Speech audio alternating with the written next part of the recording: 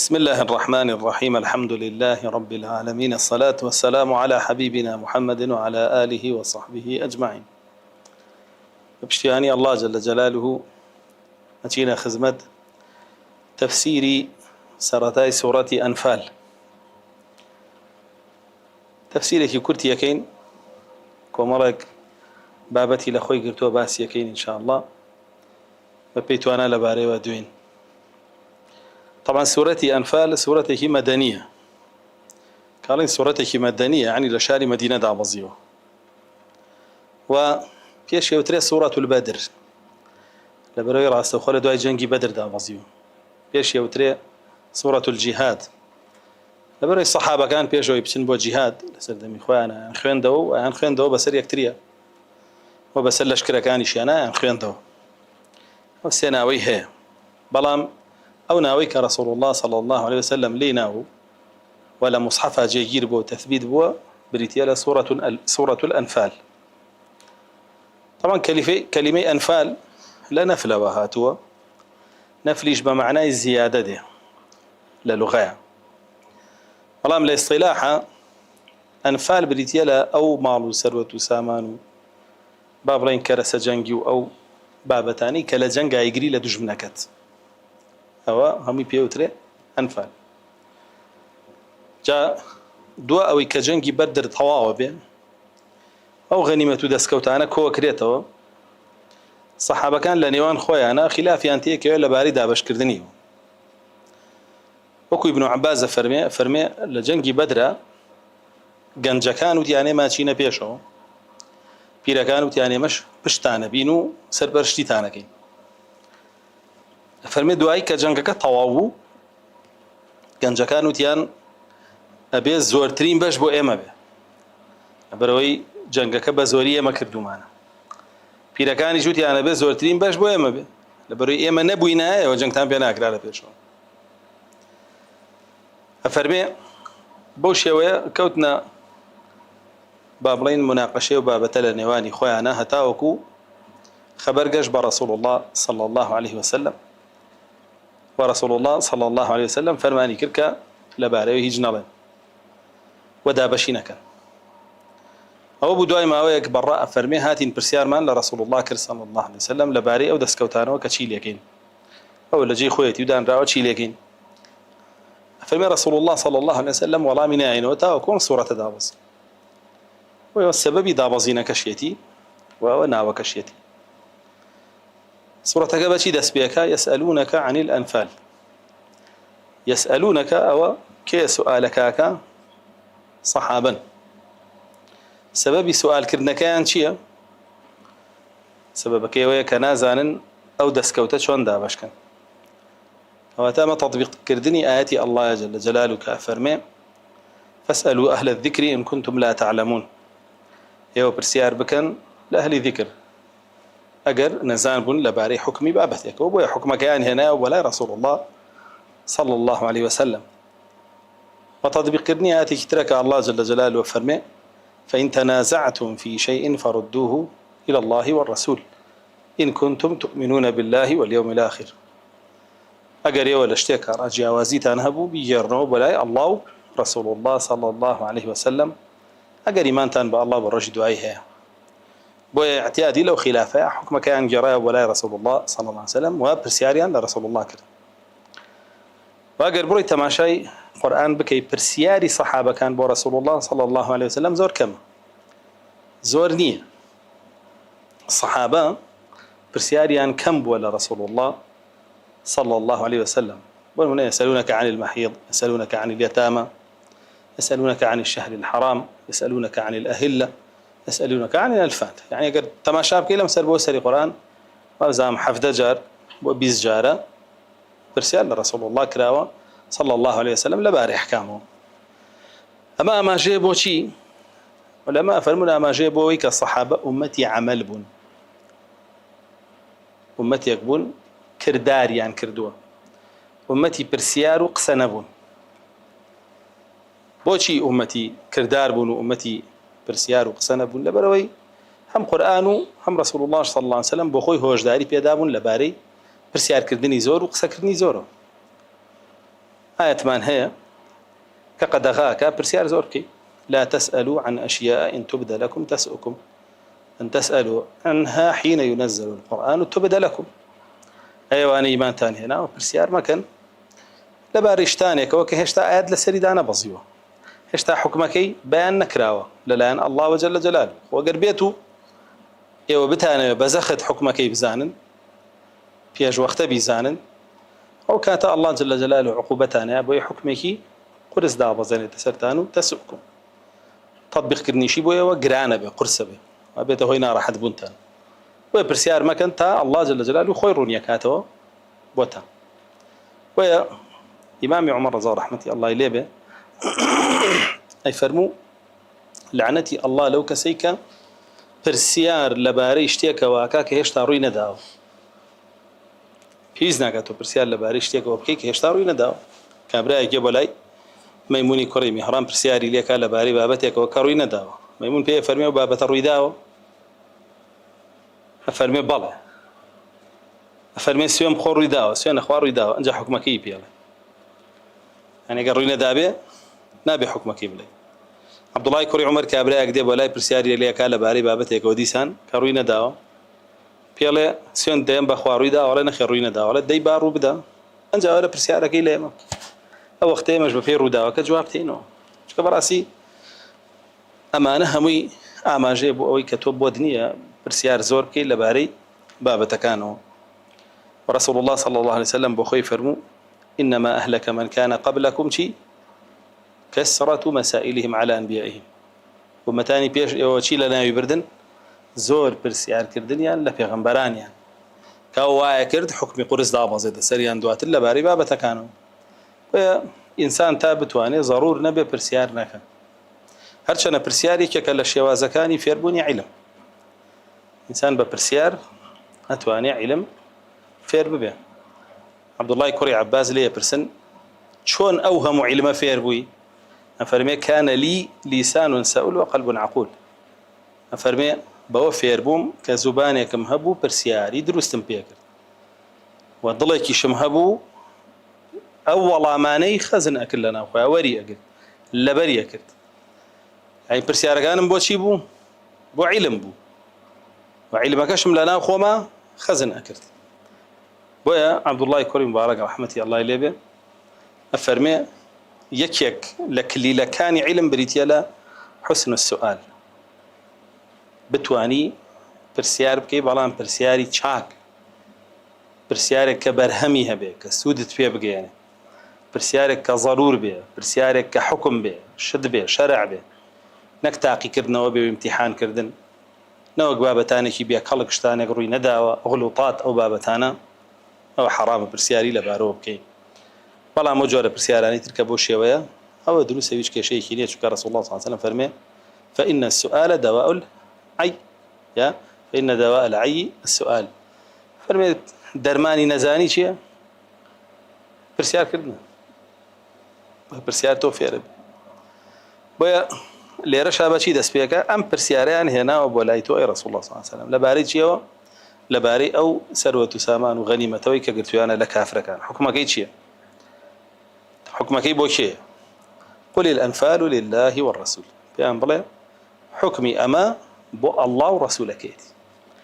يعني إيه بخوت عن بوت عن نية وبلا من أو نابم أو بلا من نوابم بلا إما أو نما نبي أو بلا أو نما نبي لا حكمي أما بو الله ورسول الله صلى الله عليه وسلم طبعا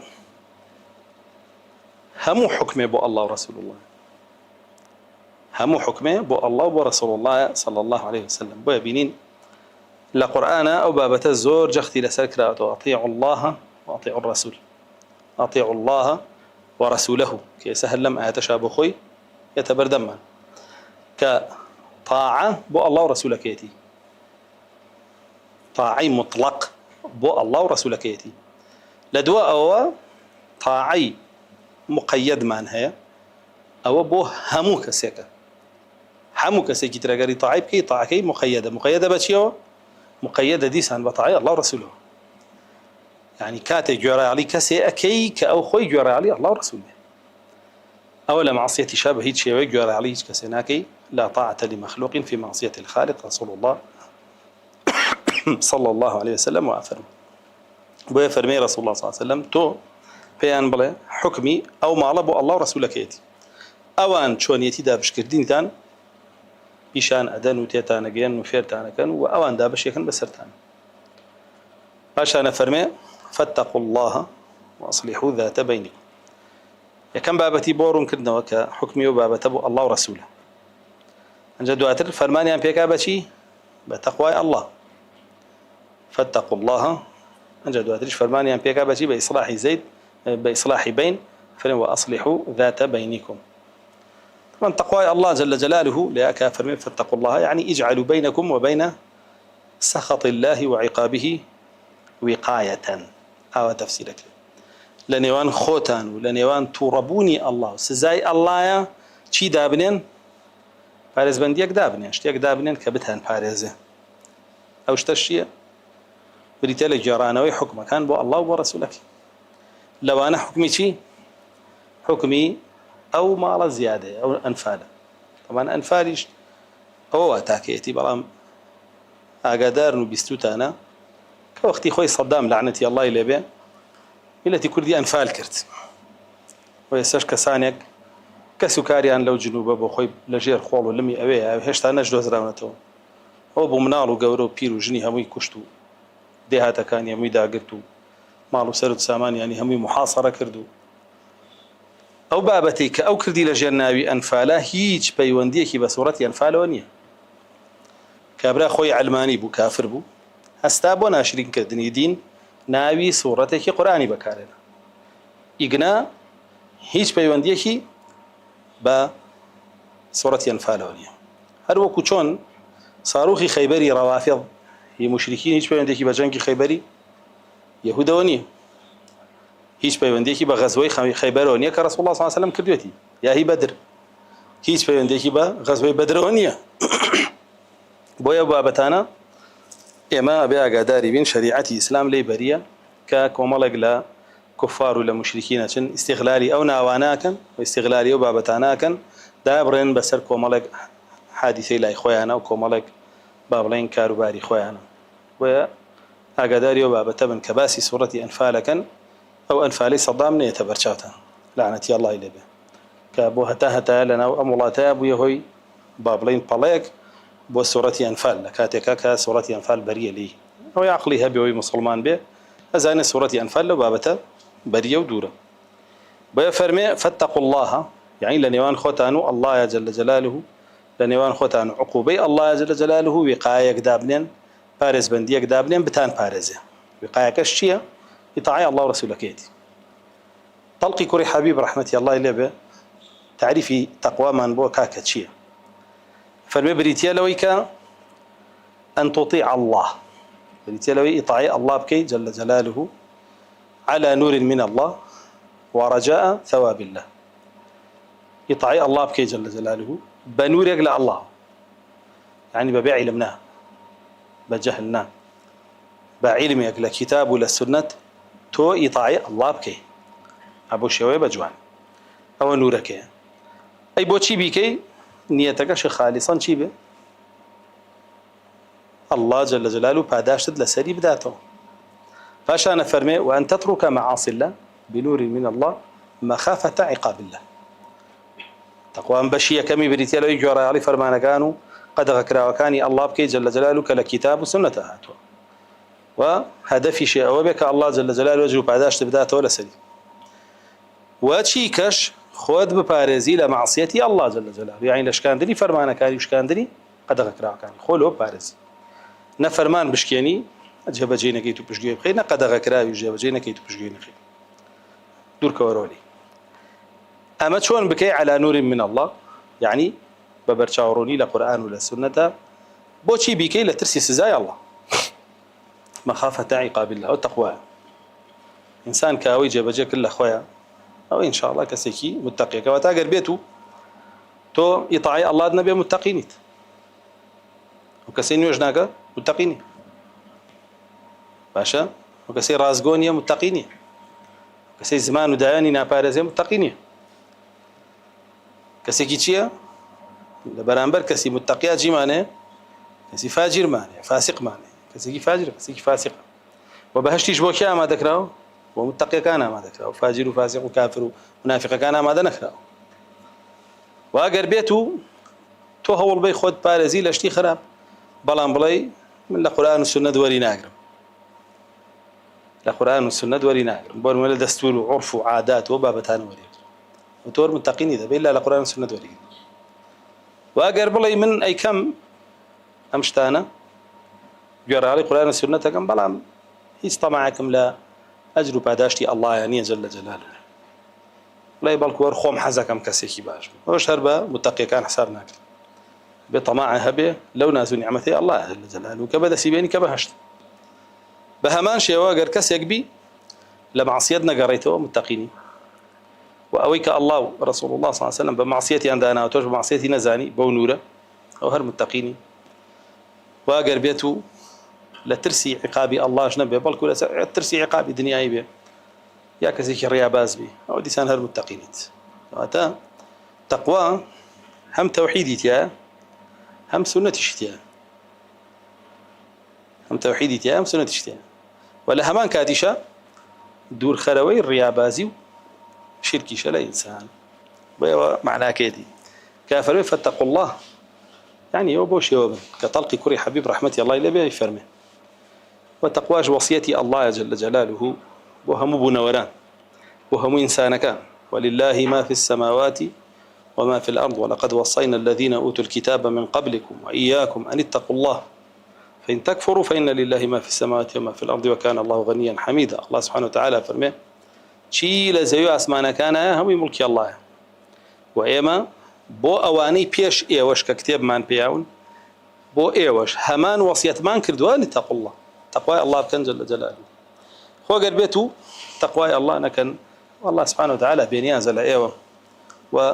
او وقت خوتانا كان بدر انجامي فسق فجور كتان وسزاي الله جل جلاله اتيجن بو يسيركي يسالونك عن الانفال قل الانفال لله والرسول فاتقوا الله دواتريش فرمان بچيكا واصلحوا ذات بينكم ايوه نيواني خوتان اصلاح بكن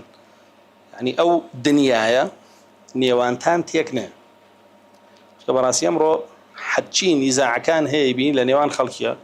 امو او همو شيء منو او من اوا هر هم دنيا شي لبر الله نيه جل جلاله امرو ولاء وبراء لسد دنيا ده عنده امرو كوبونو لاكترازان هم لسد دنيا امرو خلقي هم بدنيا ويكي وبدل لسد دنيا اشرق ليك على قدر اجر جوان ورد بيتهم بشاي ختميني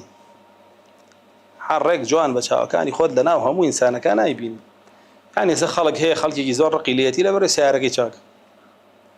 خلق هي خلقي زور رقيليتي لبر كسابتك حلاليه خلق هي خلقي زور رقيليتي لبر شكله هيكلك جنجاويه خلق هي خلقي زور رقيليتي لبر روشت اخلاقك جوانيه جواكر شياطين كان يجنوا انسان رقيان لدي خلق رقي ليتي لبروي توحيد سنتي هي ومضبوطه وبيربيك منهجك سلامتي لبروي خلقك جوي ليغري لبروي خلقك خوشيه جاري وهي رقي لانسان لبروي جلكاني مضبوط ورك ابو جوان او هو حقتك يا بلام نيواني او صحابانا كخلافي تيك ولا سرشيبو لسر غنيمتك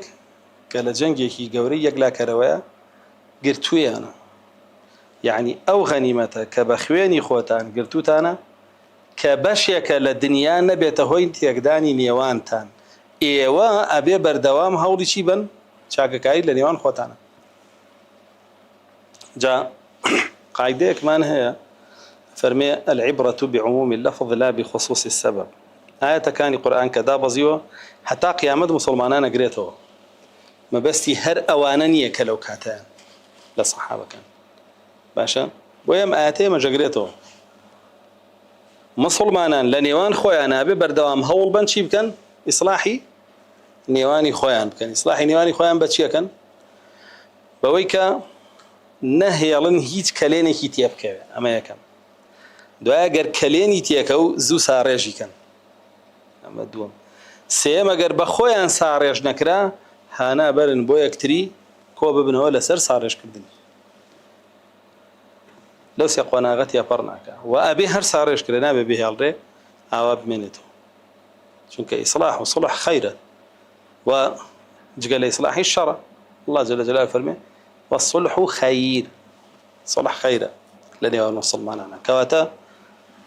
ئەگەر صلح نەبێ و مخالفە هەبێ چی هەیە شەڕ هەیە ئەگەر صلح نەبێ مخالفە هەیە کە مخالفەش هەبوو مخالفە شەڕە وەکو چۆنی ابن مسعود فەرمێ الخلاف شەڕ فەرمێ مخالفە شەڕە نزیکی مەکەون دوورکەونەوە لێ کەواتە چی خەیرە إصلاح وصلح خير ويا الله جل جلاله فلما طائفتان من المؤمنين اقتتلوا چی بکەن فاصلحوا بينهما ئەگەر دوو گروپ لە مسلمانان خلافەکەیان گەشتە ئەوەی بە جەنگیش بێن ئێوە لە نێوانیانە صلح کەن بەڵام بەداخەوە ئەمڕۆ یا بێ تەرەفگیری بکە یا بێ هەردووکیان زیاتر بە یەکامە طبعا ئەگەر تۆ تەرەفگیری بکەی ئەوە وەلا بۆ تەرەفێ بێ بەریەبی لە تەرەفێکە بۆت نییە بەریبی لێی باشە یاخود لەو بەرەوەدانیشی حەقی کەسیانە نەبێەوە بەڕاتێ لە هەردووکیان کردووە خراپتر تۆ بێ لە دەورێ هەبێ لەو بینە دەورەکەش هەبێ چی بێ بێ لە ئیصلاح بێ بۆیە فەرمێ وأصلحوا ذات بينكم نەهێڵن هیچ شتێ بێتە نێوانتان ئەگەر شتێکیش هاتە نێوانتان و خەریک بوو لە بەریەکتان هەڵوەشێنەیەوە چارەسەری بکەن و ئیصلاح لە نێوان خۆتانە بکەن فەرمودانەی رسول الله صلى الله عليه وسلم کە هاتووە لەبارەی نێوانی مسلمانانەوە زۆر زۆرە المؤمن للمؤمن كالبنيان يشد بعضه بعضا ئیماندار بۆ ئیماندار وەکو چی وایە وەکو خشتەکانی بینایەکوان کە یەکتریان تون گرتووە ناڵن بەر ببنەوە تۆ بێ پێ و خۆش بێ و بینایە تۆکمە بێ نەک خشتێ بڕوا دوان بڕواسیان بڕوا دوای تۆش بەتەنیا هیچ پێ ناگەت تۆش نامێنیت کەویتە خوارەوە فەرمێ مثل المؤمنين في توادهم وتراحمهم وتعاطفهم كمثل الجسد الواحد إذا اشتكى منه عضو تداعى له سائر الجسد بالسهر والحمى نمونەی مسلمانان لەناو خۆیانە وەکو یەک جەستەوان یعنی لە خۆشەویستی و پەرۆشی و خەمخۆری و سۆزداریە بۆ یەکتری وەکو یەک جەستەوان کە ناگونجێت تۆم پەنجەیەت برینار بێ پشتگوێخی هەموو جەستەت تا ئەیگرێ بۆی وە خەوی لێزڕێ بۆیە کاتێک کە تۆش مسلمانێک گەبینی تاوانێک ئەنجامەدا بەرەو خراپەیە گەڕوا بەرەو هەڵەیەک و هەڵدێرێک گەڕوا تۆ پێ نەخۆش بێ نابێ حەزبکەی بڕوا بۆی حایبەری ئەمڕۆ سەوای لێ هاتووە زۆر خەڵک حەزەکە کەسێک بکەوێ و حای بچێ لە بریەوەی بڵێ با بڕۆم نێڵم بکەوێ بیگرمەوە بێنمەوە ڕیزی خۆم یاخود ئەڕوا بە زۆر ڕاستیەکان یەکا بە هەڵە بۆی بیخاو حای بەرێ لە بریەوەی بڕوا بیگرێ بڵێ با من بیپارێزم لە کاتێکەوە علامەتی نیفاقە کاگەر بێت و تۆ دوای براکەت بکەویتە تەبعی عەوڕاتی بکەیت و هەوڵ بدەیت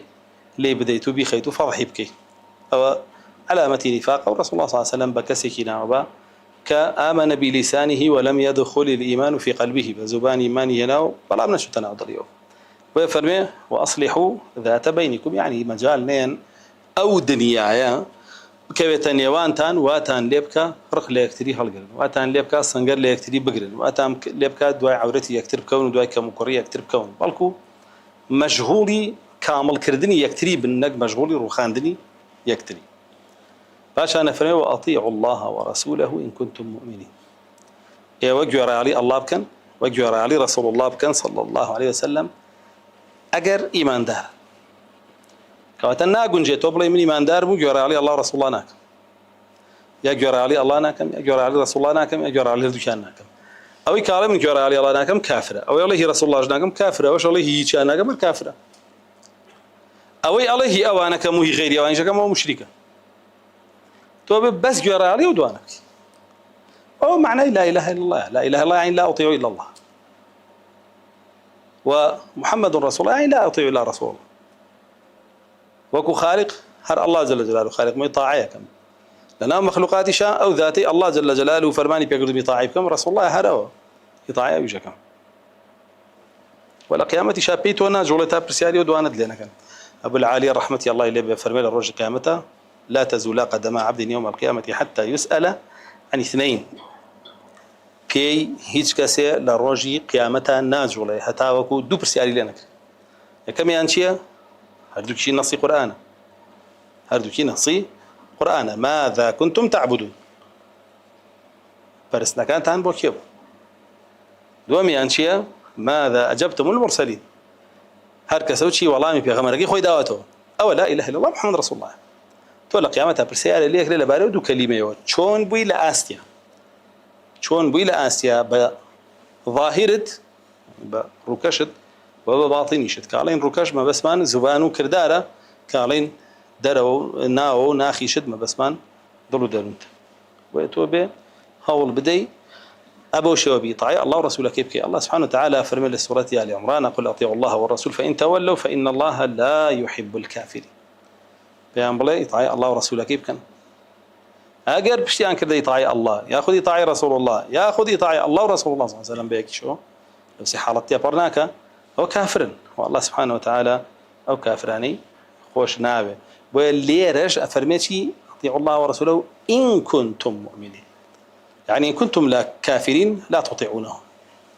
أجر إيمان دار بين يطاعي الله ورسوله كيكن أجر كافر بخانك طاعي الله ناكن طاعي رسول الله ناكن ويطاعي الله ورسول الله جناك دارسي حالتك كافري بويا بي هول بدي همو جوليك لجير فرمان وقدغي الله عز جل جلاله أو جوليك أيكي تماشايك بزانا فرماني الله يبرو بك قدغي الله رايقرا ميكا أجر هموش تيكي خوش يتيابي بوت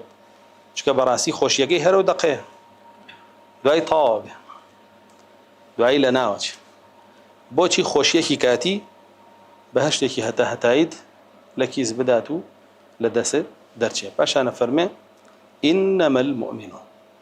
لێرا فەرمێ ئیطاعی الله و ڕەسوولەکەی بکەن ئەگەر ئیماندارن کە ئیماندارەکان بەتەنها ئەمانن. إنما المؤمنون إنما ذاتي حصرة ذاتي حصرة يعني جگە لەمانە غيري أمانة بإيمان دار داناندن أجر بإيمان دارج داندن بحق إيمان دارني ببطال إيمان دار شكل آخر أتجاوب فرمي أولئك هم المؤمنون حقا ما أنا إيمان داري حقيقي يقنا أني دواء أوان إيمان داري حقيقي. إنما المؤمنون طبعا يعني إيمان داران كان بكيوتر إيمان دار بوكسيكا بزباني وبضلي وبكرداري إيماني هنا نكبيكي كان إيمان داران أواننك إيمانيان هنا وبزبانيان وضليان وكرداريان نكبيكي لوانا يا بدوانيان لا بهر سيكي بيكو أو كوبيتو تياتا أنجاتو كسيكي إيمان داري أقرنا إيمان دار نيت يا جهميد يا مرجئيد يا كلا جروبا جمرة كان إلى كرامية كانوا لا أواني تربويا بأقدار بي أو سيانة وبهرسكي وكو يكتي أكو بيتون جا إيمان داري. طبعا ما أتانا لير لسوري أنفالا جورتلين رد بوه همو جروبا جمرة كان جورتلين ردي تيابو همو جروبا جمرة كان لتشندين رو يقروا شو ما أتانا زور جرنج أهل السنة والجماعات زور دسيان بيو قرتو زور توصية عن كردوا بدراسة كردني وباستدلال بيا كردني لبرامبر طوائي جروبا جمرة كان سليرة فرمي بزمانه إيمان دار كاتي إنما المؤمنون يكميان الذين إذا ذكر الله وجلت قلوبهم إذا ذكر الله وجلت قلوبهم باسي حالي شويانك ضليان كان ضل أساس الإنسان. رسول الله صلى الله عليه وسلم فرمي لا إن في الجسد مضغة إن صلح الجسد كله وإن فسد الجسد كله. لناو جستي إنسانة بارچه گوشته اگر او پارچه گوشته باش به او همو لش باشه به اگر ایش خراب به او همو لش خراب به كواتا اساس ضله بويا راسته خو باسي ضلي ايمان دارانك ضليان شلون فرمي اذا ذكر الله وجلت اذا ذكر الله يعني اگر فرماني الله ان بيبقى اگر قدغي الله ان بيبقى اگر ثوابي الله ان بيبقى اگر عقابي الله ان بيبقى اگر كلامي الله ان بيبقى اگر ناو صفاتي الله ان بيبقى لم حالة يا قران كاري وسدل يانا لحالتي آسائية وأتيبو حالتي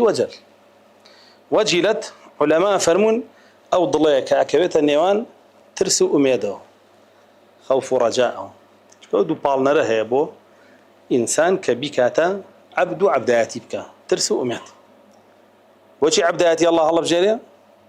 ترسی الله بۆچی عەبدایەتی الله هەڵەبژێرێ ئومێدی بە الله وفەرمێ وەجیلەت قولوبهم کەواتە ئەگەر بێت و تۆکو مسلمان ناوی الله لە پاڵا هێنرا هەر زۆر تەبیعی بووی یاخود فەرمانی ئەوە پێگەشت و تۆ جێبەجێت نەکردبوو ئاسایی بوو بەلاتەوە قەدەغەی ئەوە پێگەشت و تۆ جێبەجێت نەکردبوو ئاسایی بوو بەلاتەوە باسی ثەوابی ئەوە بۆ کرا تۆ تەشویق نەبووی ومێدە پێی نەبوو باسی عیقابی ئەوە بۆ کرا تۆ لی نەترسایی دانە خوڕپای ئەو بەڕاستی علامەتیەوەیە کە دڵە تووشی قەسوە بووە وعبدڵای کوڕی مبارەک ڕەحمەتی ئەڵڵای لێ بێ فەرمێ ما عوقب أحد بأشد من قسوة القلب فەرمێ ئینسان بە هیچ شتێ عقوبە نەدراوە تونتر لە چی لە ڕاقبوونی دڵی ڕاقبوونی دڵی ژەوەیەکە تۆ باسی فەرمان و قەدەغە و ثەواب و عیقابی ئەڵڵات بۆ بکرێ دڵی هیچ خوڕپەیەکی پیانەیە بەڵکو بخەوی یاخود بێتاقەت بی لێی ناڕەحەت بی پێی ئەوە کافرەکان وان مشریکەکان وان کاتێک کە ئاەتیان پێڵی کاتێک کە فەرمودەیان پێڵی بێتاقەتە بن و ناڕەحەتە بن پێی و بێزارە بن لێی وەکوە فەرمێ ئاەتەکە إذا تتلى عليهم آياتنا بينات تعرف في وجوه الذين كفروا المنكر کاتێک ئاەتەکانی ئێمەیان بەسەرا خوێنرێتەوە داوایان لێ کرێ ئەمانە بیرێک لە ئەڵڵا بکەنەوە سبحانه وتعالى لە عەظەمەتی بیرێک لە قودرەتی بیرێک لە قووەتی بیرێک لە ثەوابی بیرێک لە عیقابی بیرێک لە فەرمانی لە قەدەغەی نا بگرە پێیان ناخۆشە دەموچاوێن بەیەکە حەز ناکەن باسیکی بووە بۆیە ئیماندار وەجیلەت قولوبهم و حاڵی دڵی ڕاستڵەکێ کاتێک کە باسی ئەڵڵای بۆ کرێ جل جلاله ویتر باسی فەرمان و قەدەغەی بێ یاخود باسی ثەواب و عیقابی بێ وجلت قلوبهم وإذا تليت عليهم آياته زادتهم إيمانا أجر آيات كان الله شيئا بسرا بخين رته ومواصفات دواميانا إيمان ينزعك يعني كاتك بيه وتري الله سبحانه وتعالى أم كردار قيزوني قد غكردوا أجر أم تيابه يكسر شيكا لو يا توباكا بريارة دا وكردار ناشرين نكاتو وزياد بني إيمانيتي كاتك بيه وتري الله جل جلاله فرماني بم بابا تكردوا بەم کردارە کردووە کە تۆ بیکەی ئەم کای بیستێ لەویایە و کەم و کوڕی هەیە لە ئاست ئەو کردارەیە بڕیارەیە لەمە دوا بیکە و ئەو کەم و کوڕیەوە کە لێنە پڕ بکاتەوە و تەوبەی لێک ئەمە ئیمانی زیایی کردووە بەڵام پێی بڵێ الله جل جلاله ئەمە قەدەغە کردووە ئەمیش دڵی خۆیان بڵێ کورە دەی جارێ کین قەیچێکە ئیمانی زیایی کردووە ئەوە کەمی کردووە چکە فەرمانەکەشی پێگەشتووە ڕەتیەکاتەوە قەدەغەکەی پێگەشتووە ڕەتیەکاتەوە بۆ نمونە الله فەرمانی کردووە بەم بابەتە جەماعەتەکانم مەفەوتێنە و بڵێ کورە دەی جارە جەماعەت بۆچیە لە ماڵەوە بە 2 دقایقەم و تەواو ئیمانی زیایی کردووە وەڵام ئیمانی کەمی کردووە بۆیە هەیە کە فەرمان و قەدەغەی ئەڵڵای بۆڕوە کە ئاياتی ئەڵڵای بەسەرا خوێنرێتەوە ئیمانی کەمەکە هەشە زیاد کامیان ئیمانی زیایی کرد ئەوە چییە؟ ئەو ئیماندارەکەی کاڵین ئیمانی زیاکە یعنی اعتقادی دڵ و دەرونی زیاکە قەولیشی زیاکە و عەمەلیشی زیاکە يعني دڵ و دەرونی باشترە بێ و گفتاری جوانترە بێ و ڕەفتار و کرداری جەستەشی چاکترە بێ ئەو وەختە ئیماندارە ئیلا ئەبێ ئیمانی زیاکە نەبێ وەکو خۆی بێ ئیلا ئەبێ زیاکە وتارێکە بیسی ئەبێ ئیمانە زیاکە دەرسێک ئەبێ ئیمانە زیاکە خۆت قورئانە خوێنیتەوە ئەبێ ئیمانە زیاکە گوێ لە قورئانە گری ئەبێ ئیمانە زیاکە فەرموودە عینشت ئەبێ ئیمانە زیاکە ئەو علامەتی تۆ ئیماندار یعنی ئێستا توانی خۆی اختیبار کەی بزانی زیاتر لەویا دڵێ ئۆقراگرێ و ئاسوودەیت و مرتاحی کە باسی غەیری دینی تیاکرێ یا لەو جێگایی کە باسی دینی تیاکرێ وایە ئێستا خەڵکێکەیە هەر بە زۆر بە پاڵ بیەنە بۆێرە ناهێ گوێ بگرێ لەمە ئاەتانەکە من تەفسیرێکم بۆ یا هەر گوێ بگرێ لە چەند ئاەتێ بۆ خۆی لەناو سیارەکە یاخود لە ماڵەکە ولوانەیە ئەسڵەن تووڕە بێ لێوە گەر بۆی بکرێ پارەت یادێ بۆی وازی لێ بێنێ ئەمە لەکوێ ئەمە ئیسلام لەکوێ ئەمە لەکوێ ئەمە ئیمان لەکوێ خەڵکێکیشەیە خۆی بەدوایە و جێگایانەیە ئەو علامەتیەوەی ئیمانی هەیە ئەی چ کاتێ تۆ تامی شیرینی ئیمانەکە دەکەی کە ئەڵڵا و ڕەسوولەکەی لە هەموو شتێک و هەموو کەسێک خۆشەویستتر بێ لەلات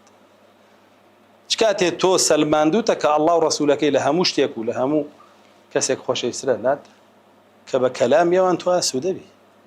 بكلام يوان مرتاح بي حسكي زياتري لبيستي زياتر شارع زايبي وزياتر تطبيقي كيتو بكيبا إيمان بخوت وإيمان خوتي بيزياكي وفرمي وإذا تليت عليهم آياته زادتهم إيمانا بعكس منافقين كآياتيان بسرا دابزي سورتيان بسرا دابزي باستبون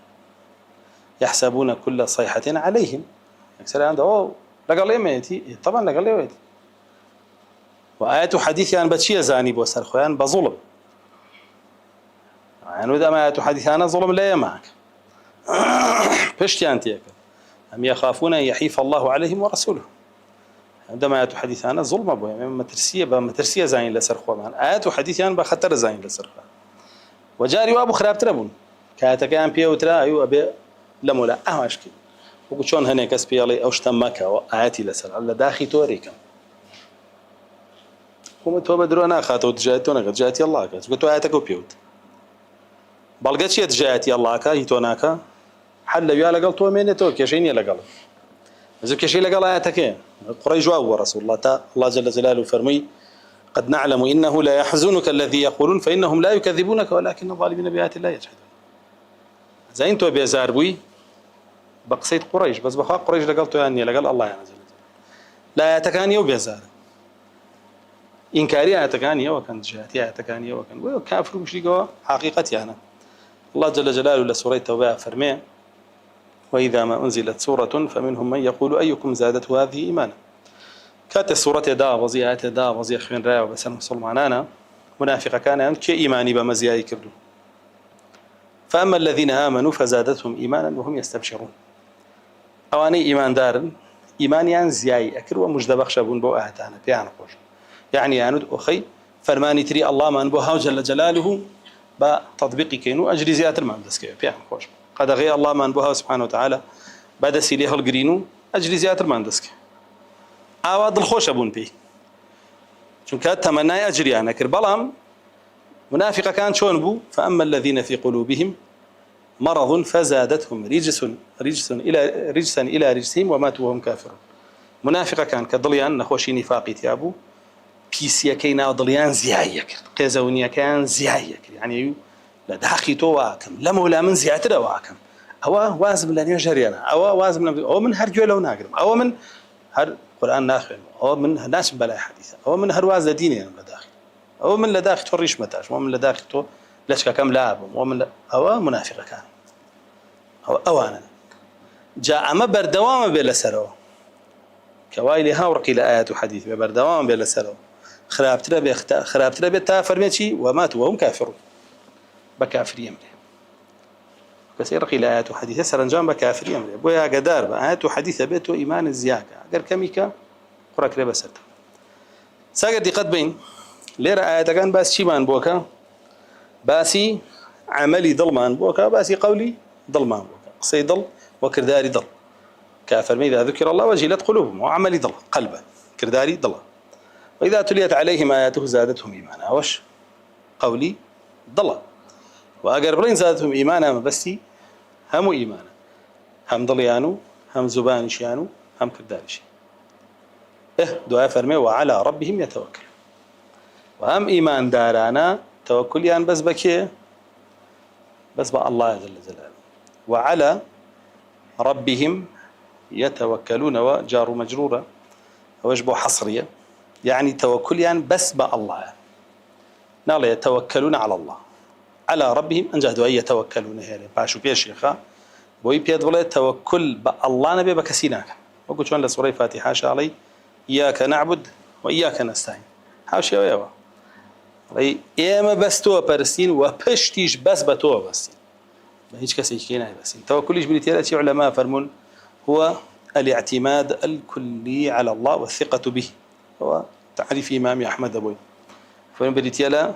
بش بستني طواب الله متمانة هبوني طواب الله جل جلاله أو توكله والتوكل بخشي علامات إيمانا ونبوني توكل بالله جل جلاله علامات بإيمانية الله جل جلاله فرموا على الله فتوكلوا إن كنتم مؤمنين أقاري وإيمان دار توكلتان بابس با الله به كاتاو كسي توكلي بقى الله نية بحول قوتي خوي هي وإيماني نية وأو كسي توكلي بقى الله هي وبغير الله هي مشرك أو مشرك أو كسي توكلي بقى سر كردو مسؤول نازانا مهيزو بارو وبابتانا هي كافرة توكل بس بقى الله له والله جل جلاله متوكل كان خوش إن الله يحب المتوكل أهل توكل أبن خوش يسي الله جل جلاله عنك بالطواوي بش بقى الله بس نو متماني طواويان بيهدي كسيكيش بالطواوي بش بقى الله بس هانا وغير الله نابا ومتماني طواوي بقى الله جل جلاله كولام يداته هرشنا ولام دانا وكدواش بقري دواش بكوي صبر أقري حتى أكو بيك فانت أساس عملي بانك باسكر بومان ك أو سيكر داره هر سيكي لنا وضلاه كان قصيد الله وأواني تريش بريتين لا كرداري طل باش أنا تسر كردارك هاي جستا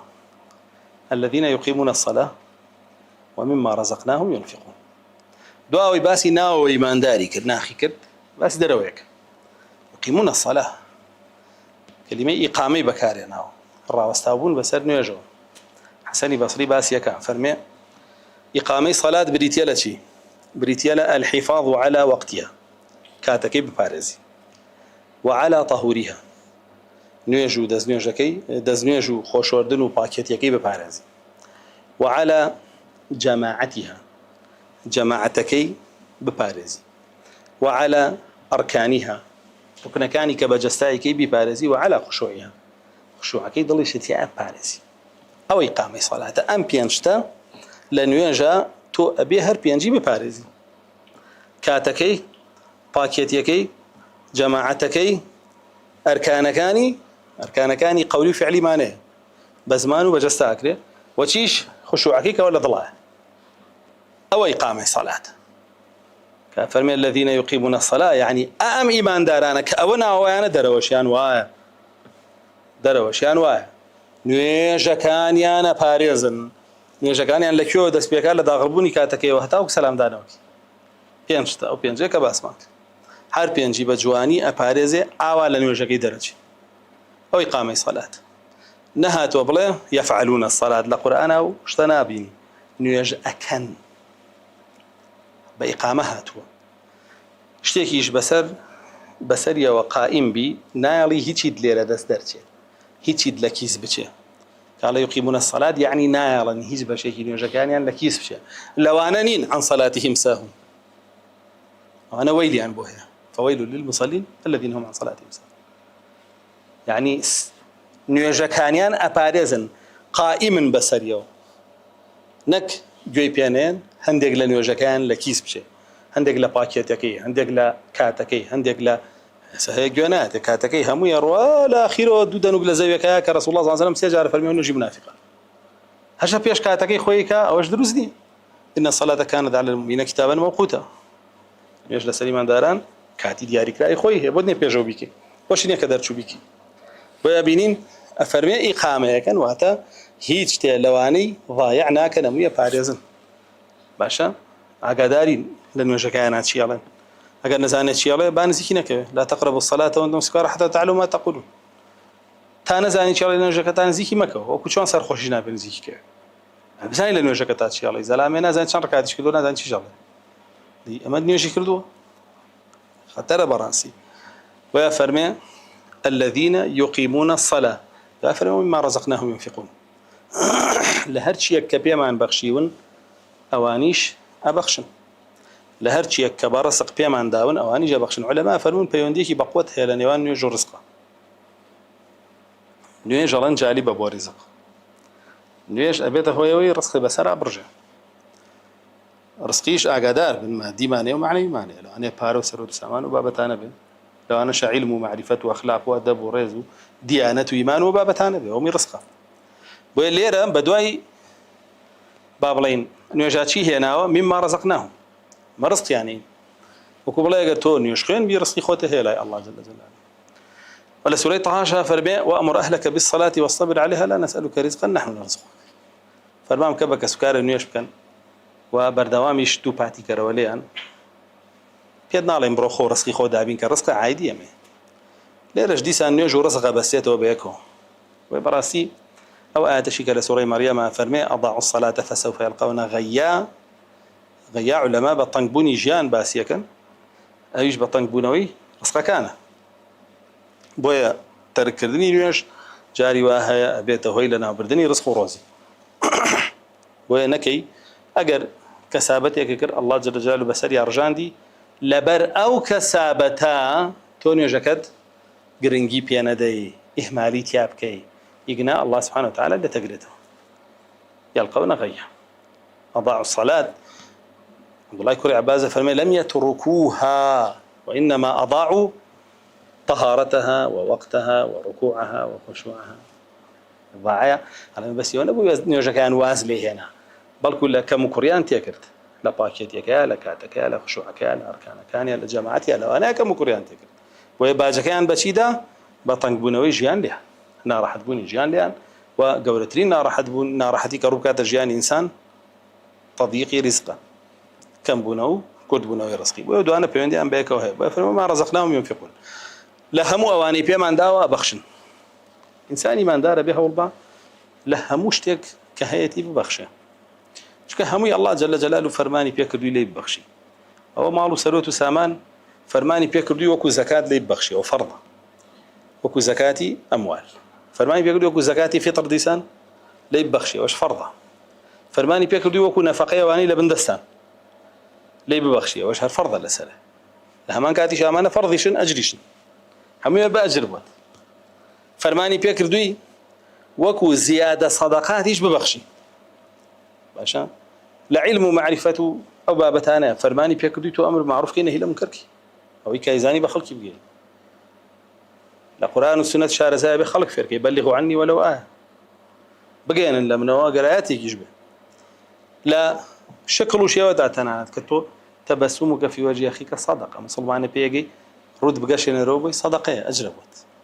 يعني وجه هر بخشينا أجر صدقية صدقنا بيبا صدقاته يعني بخشينا ولا تحقرن من المعروف شيئا ولو أن تلقى أخاك بوجه طلق كلمة الخير صدقة قسيك خير كعجيب وخلق صدقية تعين صانعا حر هیچ صدقه که پی نکره برای ارمتی کسی با که پیست بیاد کولو باره که بیخرو سر بابلین سعره که بوی بیخرونه و سعره که بوی یا خود خویتی برای ارمتی کی بدو خاک نازیل قلاب بوش یعنی هموی صدقه هموشی اجر و مما رزقناهم ينفقون تو لکاتکی خوش ببخشی لجسد ببخشی لمال ببخشی لعلم ببخشی هموی صدقاته امانه هندکی فرض لسره هندێکی شی بە سنەت و بە زیادە خۆ دەبەخشی کاتام دوانە چی لێسە باسی کرد شتانێکن پەیوەندیان بە ظاهیری ئینسانەوە پەیوەندیان بە کرداریەوە هەیە پەیوەندیان بە جەستەیەوە هەیە و پەیوەندیان بە دەمیەوە هەیە کە چی و چی بوون يقيمون الصلاة وما رزقناهم ينفقون لێرە ئێستا بۆمان دەرەکەوێ ئەم ئاەتە پێمان ئەڵێ ئیمان چی و چییە قەول و عەمەلە و چیشەکە یەزید وينقص زيادة شكا وكم شكا أم دو آيات وما بيالي إيمان قسية لقل كردار قسي ضلو قسي زبان كرداري ضلو كرداري جستا وزيادة شكا وكم شكا ألم بابتايا حوت جروبي قمراهن دجيما بيان ناسين شكا حقيقتي إيمان للاي أهل سنة وجماعة شيئا لبرانبرا حقيقتي كفري جوايلي للاي جروبا قمرا كانش حقيقتي إيمان شيا لبرانبرا حقيقتي كفر وايلي إسا لا أهل سنة جماعة حقيقتي إيمان إمالين دروا ناوه دما ضلا كردارا كما تكفري الشيا هر لا يما كفر هيبة دما كده كفر هيبة ضلا كده كفر جيبة كردارا باشا ولا لا يما إيمان زيادو كمك كفريش زيادو كمك يقول لو بابته لا يقول فقم راكان وانية بون ولا جهمية كان الله إيمان بس تصديق قلبه بس ناود الله هيك يتر معرفة الله ناسيني الله كواتلا أوان كفر شيء تنهى جهل بالله ولا أوان إيمان زيادو كم ناك إيمان زيادو كم ناك أو كسي معرفة بالله أبوك جبريل إيمان ده أو كسي جاهل بالله كفر كي زيادو كم ناكا وكو إبليس كافرة هؤلاء الجهمية كان جماعة جهمي كري صفوان لعنة الله لبي وكافرة كنكهر أو كفر الله حفتا بدينا كفري كردوك إمام أحمد فرمي بلام سرتاكي ألا مودة سيبيا كردو سرتاي قمراي وكفر وشرك يمو جروبا قمراي ألا مودة سيبيا كردو دواي جهمية كان جروبيكي كمان هي كان شاعرا وأنا لن إيمان بس تصديق قلبه. الجهمية كان بس معرفة قلبه معرفة شيء عمل تصديقي قلبه ما بس يعني في قولي قلبه وعملي قلبه بس زودوا عنه يجي كان سيضلوا كذا ضل هذا الشيء يعني سامان كان تصديقي لا تصديقي خوفي بكي تصديقي رجائي بكي تصديقي محبة بكي تصديقي أبابتاني بكي هم يقدروا أما نشبه من شيء أشاعر كانوا ما تريد كان كأوقسيا كان اشتيك لجهم هاتون تسروا لبرام بريشا كفر لا أنشيا بس تكذيبي قلبه لا ضلوا دروبك لا ضلوا دين بدروب خاتو بس هي كي بطولة ضلي شرط باشا أوقسي أو ملحدانة ضل شرطة أوقسي أو ملحدانة نخير وانية ضل شرطة بلان بمرجع زبانو كرداريشي لقلابي حديثنا بجماعة دوالة أو سيانا بيكتر نابن بلان لا جهمية كان ولا لا أشعرية كان ضل شرط زي سنو جماعة وانا عليه كواتا كفر يا كفر لا يوان لا ضلوش تك بدروب زانه ترى بدم بيله أبيت كافر أجر بدم نيله بيت منافق أبو شيء ولا أوان إيمان كزيادو كما بس ضلا زيادو كما أبو شيء جروبي كتير دوا أوان هاتن كبيان وترى مرجئي نساك عباد أوانا جماعتي بابلين حمادي كوريا بن سليمان قيسي ماصر وأوانا بن عبد الله كوري قيسي كوري ماصر أوانا جانود إيمان بس قولوا بابلين اعتقاده يعني وإلا ضلايو بدم يجيلي بدم يليتو لظليش تاهبي أو إيمان بتنا يعني تو باور با الله بدم يجبلي من مسلمان ما يترتو مسلمان أم جروب قمراء دا مثلا أواني جوانوت كواتلاي أوانيش كفر شيء جحود وتكذيبه اشتياق زياك لا أشعرية كان لا ضلوا بدروي خاتو بدم يجين كاريكا لو دوانا زيادة كفر نية لا يوان ولا يوانيش بهمان شو إيمان زيادو كم ناكا أوانا يانود هركسي أو دواني هبي إيماني وكو إيماني جبريل واه دوان مرجئي فقهاء هاتن عملي قلبي شيان خستسر بس عملي جوارح يعني كرد درو يعني كرداري ضل يعني خستسر بس كرداري جسا يعني كرد درو أوانيش بهمان شو قمراني سجهم كان بهرسيا جروبا كان كبيانا وتري مرجئي باطني هم يعني كافر أمينة وسر مرجئي ظاهري كمرجئي عباد ومرجئي بابلين فقهاء كأوب دواء أوانا هاتن وسرق وركان أبو حنيفة تربى دواء أوانو طلب كان قاضي أبي يوسف أبو الحسن الشيباني وأوان أمانة للا علماء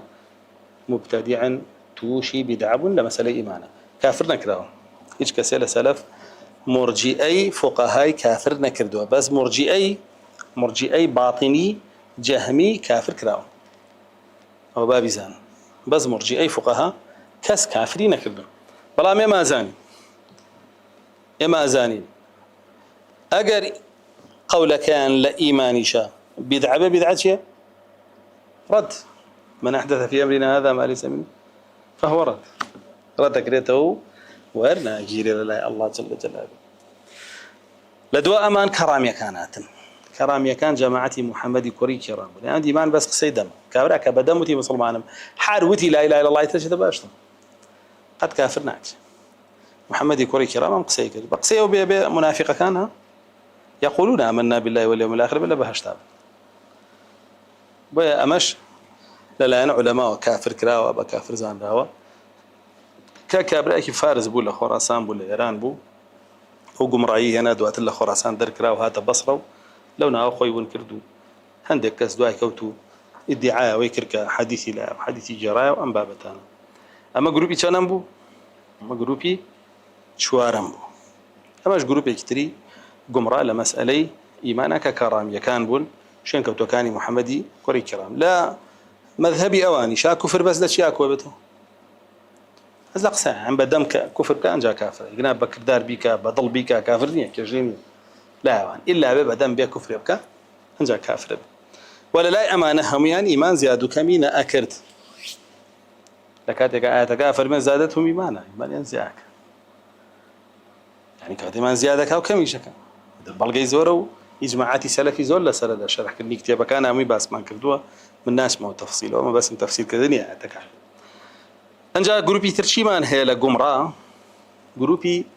بابلين جماعتي شبابي كوري سوار معناها كأو لظاهرة قسي أهل السنة وجماعية كري فرمو إيمان قول وعمله بلا ما إنسان كبدمتي لا إله إلا الله وعملي جسي كرد وطاو وبيز بن يجو رجو زكاة وحجوان نحك حرم سلمان ولي من دار أوج إمامي أحمد طلبي أبو حديثي لأنوسي بس كأويل يبيني همو اشتكي لي ترك كردو بقمرا مبتدع إلى قلم ما ولي دور كوتو وعلماء جميعا بقمرا مبتدعين لقلم دا ولي دور كوتنو بلام هندق لزانان لو أنا إمامي أبو زرعة فرموا الآخر 8 وقراوته بشيمان بوتو لوكسي أما جروبي بينجم جروبي ششم خوارج بعكسي مرجئة ورشتو خوارج بعكسي مرجئة ورشتو أوانا لين إيمان قولة سيدما واعتقاد بربارد الله وعمليشه كرداريشه بلام همو كردارك فرماني بيكراو همو قسيك فرماني بيكراو همو بيروبارك فرماني بيكراو يك دانه برواتو ايمان دار نيت كافري هار مو يا به سلايوان لا ادرو يبكي كافري شكتور راسغوي تشيا ايمانه كدرو يك قدنو ما كافر بي لا وان عشان يسنوا جماعه وانا الله كردار هي كردنا كي كفره هي تاواني قولي هي تاواني بشوكا وانا أعلن نا كفر تاوان معني هي كورة ها موي كفر أنا أعلن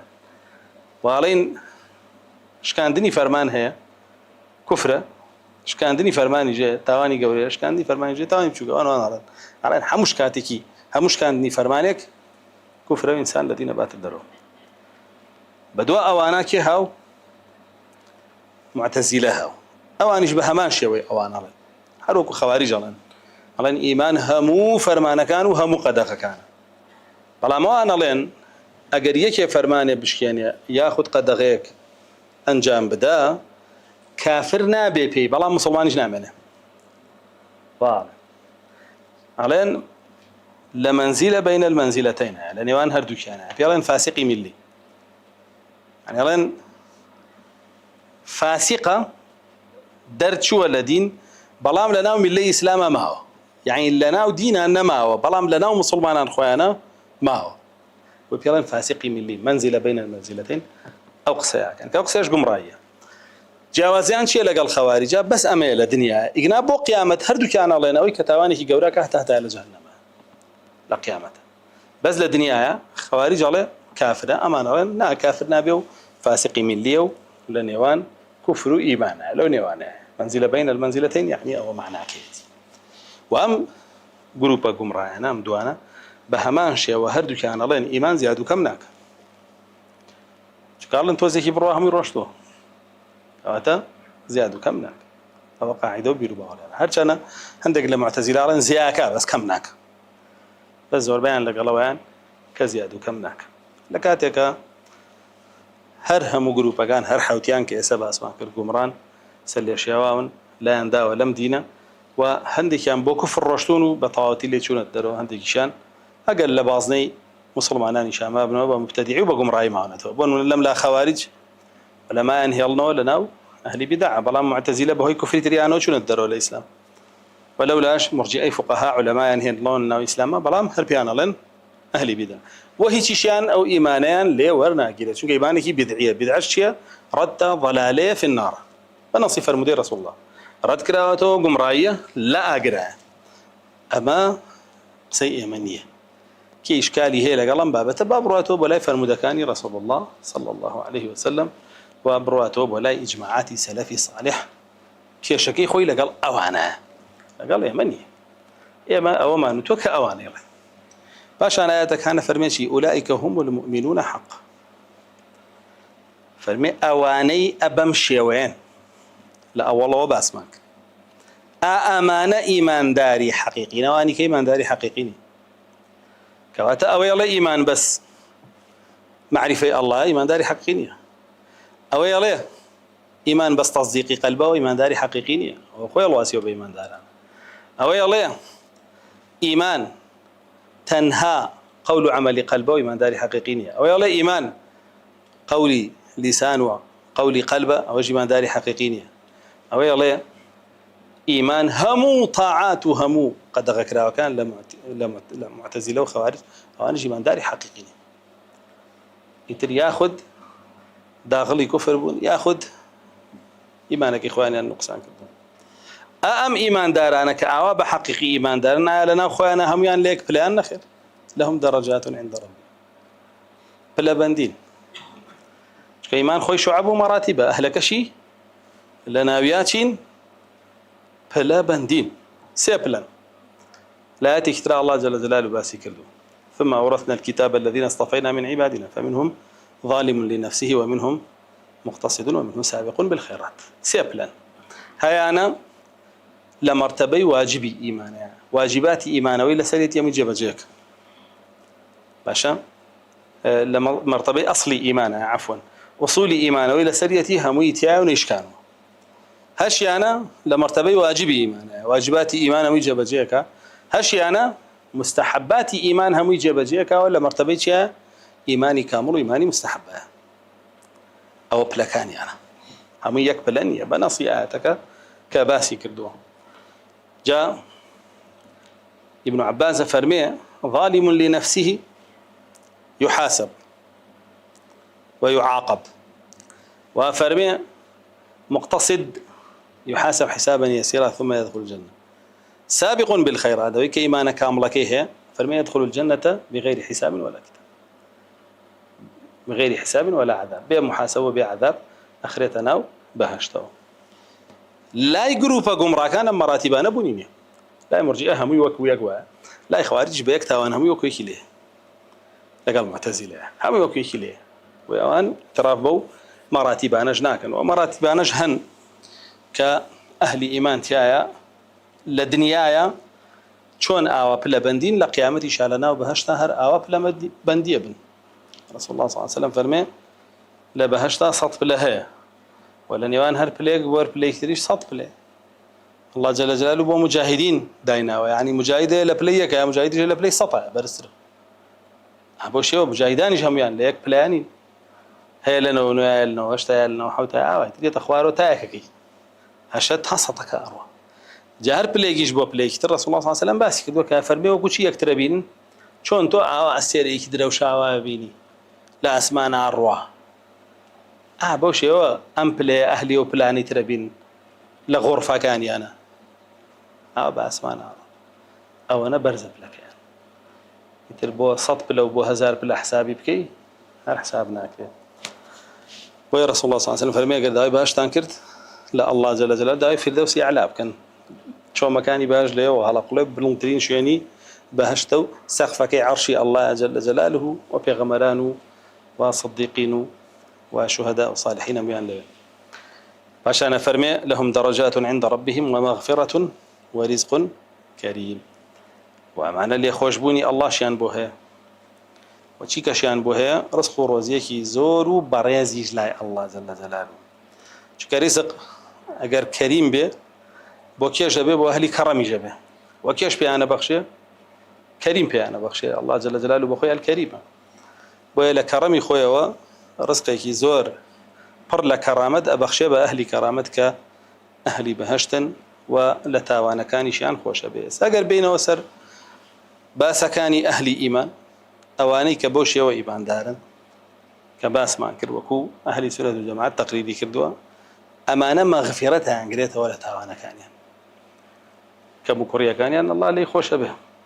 بلا موي بوشي وإيمان دارنين كمكوريا كانيا لسريان مالا الله جل جلاله ليان خوش ناب إلا سزايانا دابيان ويشركوا بدعة وقرونا سزاكي هر أتشيجي علماء وافر ليدر باز نابي بلام إيمان لقل سنة توحيد لقل سنة هر كان تاوان باريش بي الله جل جلاله وليت خوش به لقل يا وكو لفر مدى قدسية كيا فرمي يا ابن آدم لو لقيتني بقراب الأرض خطايا ثم لا تشرك بي شيئا غفرت لك ولا أبالي. أينوي آدم أجر بيان بقيتو بيان بقيتوا وفات بكي بقريتوا بولام بربتشينا كاني زوي تاوان بيبي بس شريك بو بريارنا ابو توحيد ويبانا كتب باراست به كفر نكرد به الله نوشان تبيتوا من اللي تخوشب اواني تري هموي تشاو بوشي لي كم لا تاوان كردوت ويل يرجع فرمي لهم مغفره او مغفره بهوي شي بهوي توحيدك والله ما قد توحيد بي انا به حتشي كرداري شاكي دنيا كو كرد بيتو بيو بيبرد بيتو ناخو شركي تيابي ناخو كفري تيابي هر جوركي كفر ناخو فنا الله جل جلاله. أما تفسيري أو شو أبين جاءت أبو سورة بيروزة دا كارم الله جل جلاله بكاتم ما يخير بها مولا والحمد لله رب العالمين.